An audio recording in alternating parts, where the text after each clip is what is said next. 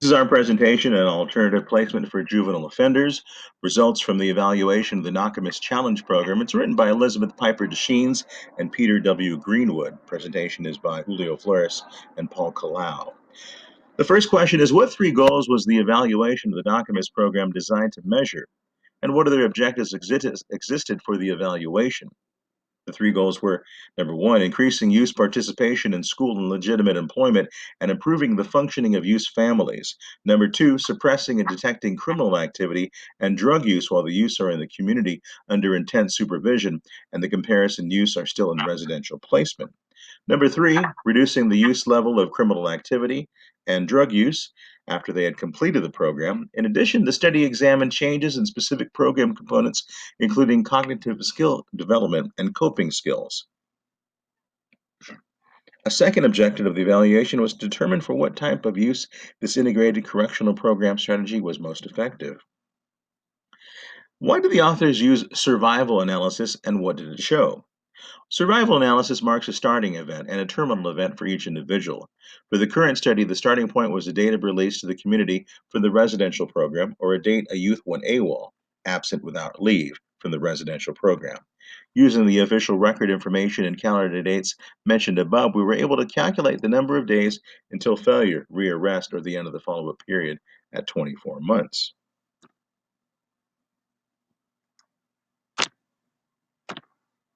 Different survival models were generated based on different follow-up time periods and subgroups of individuals.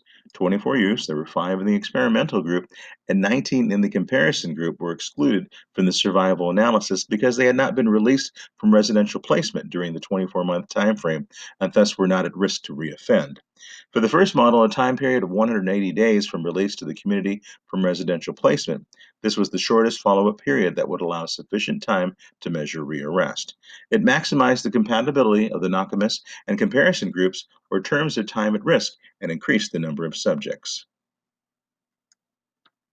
However, selection of this time period limited the proportion of youths who were arrested, 18 individuals, or 11% of those at risk. Therefore, the time was expanded to 360 days following release from residential placement into the community. And here's Paul's part. Happen when they offer control for age and prior offenses. Let's go and check the background of the youth in the Nakamis program. The majority of study youth live in the Detroit metropolitan area, and more than half came from a single female-headed household where the primary caregiver was unemployed. The majority were African American.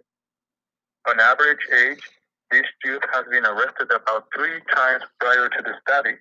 Their first arrest occurred when they were 14 years old. Less than 20% of the youth were known gang members, but 40% were drug dealers. In general, the statistical analysis of the official record data indicated experimental and comparison groups were similar at intake, thus minimizing the possibility of selection bias. The only statistically significant difference was the age of the offenders at intake. Youth in experimental group tended to be slightly older than those in the comparison group. It was 16 versus 16 years old. Other minor differences between youth in experimental and comparison groups were generally in the direction of higher severity or risk for those in the experimental group. That means they were younger at first arrest, and more prior arrest and adjudication.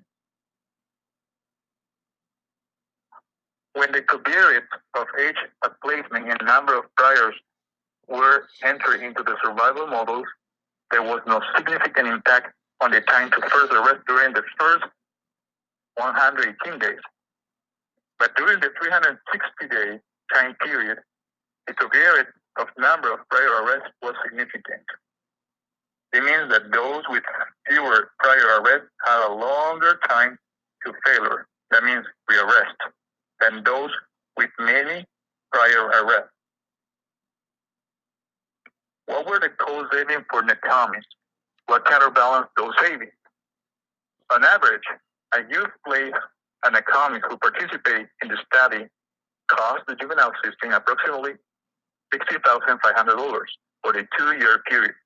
In contrast, a youth in the comparison group placed in a state training school or private facility cost the system about $83,400.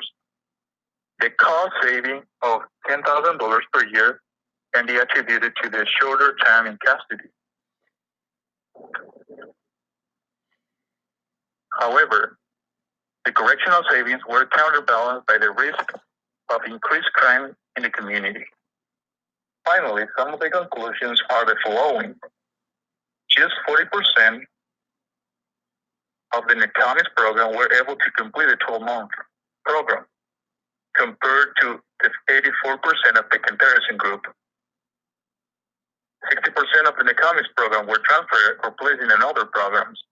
10% of the NACAMIS program were arrested during the second 12 months of the 24-month study period, versus the 16% of the comparison group who did not complete the program, and 14% of the comparison group were rearrested during the remaining months in the 24-month study period. The researchers conclude saying that the weakness in the NACAMIS program was related to the community phase, which is the ultimate test of any disposition. During the community phase, youth in the comparison group were rearrested at about the same rate.